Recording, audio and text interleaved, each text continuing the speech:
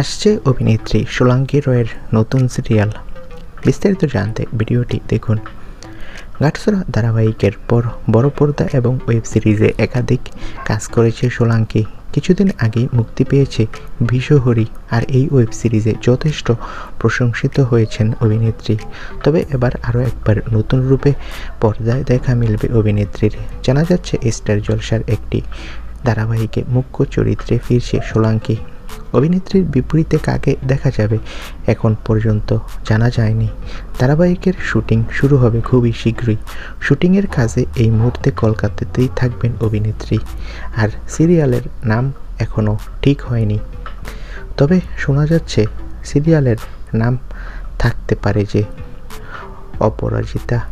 তো বন্ধুরা, তোমরা কে কে সোলাঙ্কির নতুন সিরিয়াল দেখতে মুখিয়ে রয়েছো কমেন্ট করে জানাও। ধন্যবাদ।